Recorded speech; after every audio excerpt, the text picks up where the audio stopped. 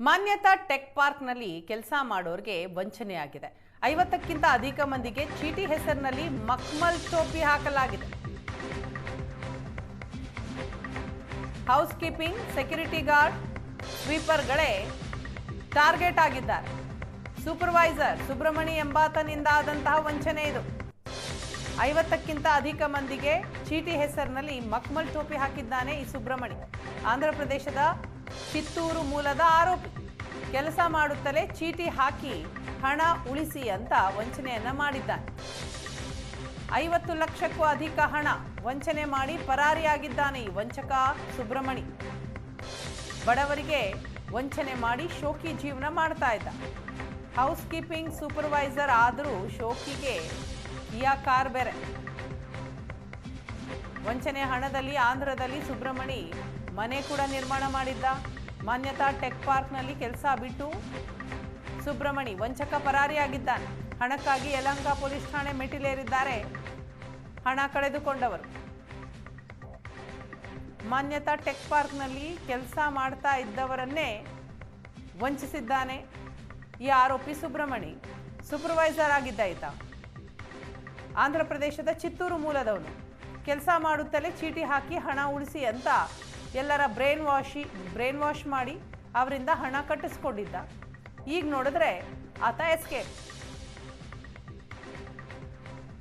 ಚೀಟಿ ಬಿಟ್ಟಿದ್ದೀವಿ ಸರ್. ನಾವು ಬಿಡಲ್ಲ ಅಂದರೆ ಬಲವಂತದಿಂದ ಬಿಡಿಸಿದ್ದಾರೆ. ಮತ್ತು ನಮ್ಮ ಮನೆಯವ್ರಿಗೂ ಹುಷಾರಿರಲಿಲ್ಲ, ತೀರಾ ಹೋದರು.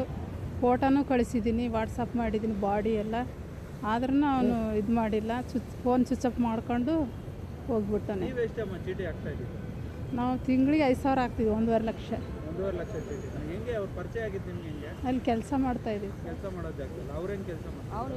ಎಜುಕೇಟ್, ಹೌಸ್ ಸ್ಪೀಕಿಂಗ್ ಕೆಲಸ. ತುಂಬ ಜನ ಹಾಕಿದ್ರು ಸರ್, ಒಂದು 7-8 ಜನ ಹಾಕಿದ್ರು. ಕೊಡೋರಿಗೆ ಕೊಟ್ಟವ್ರೆ, ನಮಗೆ ಕೊಟ್ಟಿಲ್ಲ. ಅಲ್ಲ, ನಿಮ್ಗೆ ಒಬ್ರಿಗೊಬ್ರು ಗೊತ್ತಿತ್ತಾ ನೀವು ಅವ್ರ ಹತ್ರ ಚೀಟಿ ಹಾಕ್ತಿರೋದು? ಎಲ್ಲರೂ ಡೈಲಿ ಪ್ರತಿ ತಿಂಗಳು ಸೇರ್ತಾ ಇದ್ರಾ? ಸೇರ್ತಾ ಇರಲಿಲ್ಲ ಸರ್, ಮತ್ತೆ ಹೆಂಗೆ ಹೋಗ್ತಾ ಇರಲಿಲ್ಲ. ಫೋನ್ ಪೇ ಮಾಡ್ತಾ ಇದ್ವಿ ಅಷ್ಟೇ. ಚೀಟಿ ಹೆಂಗೆ ಕೂಗ್ತಾ ಇದ್ರು?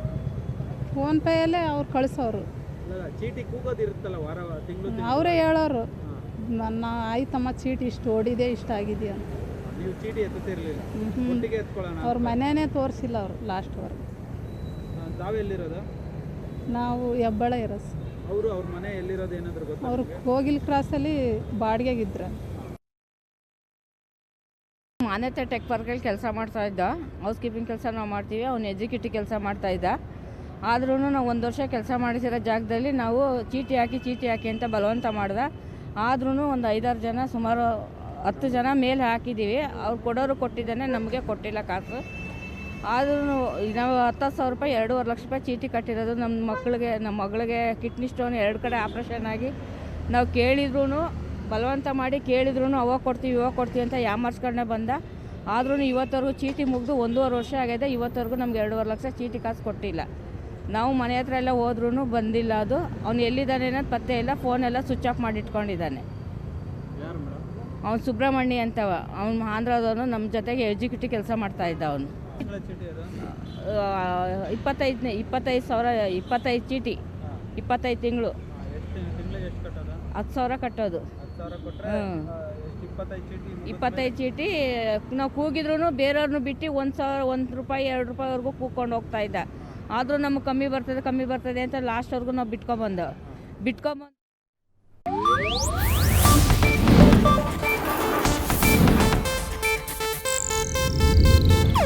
ಇದು ಏಷ್ಯಾನೆಟ್ ನ್ಯೂಸ್ ನೆಟ್ವರ್ಕ್ ಪ್ರಸ್ತುತಿ.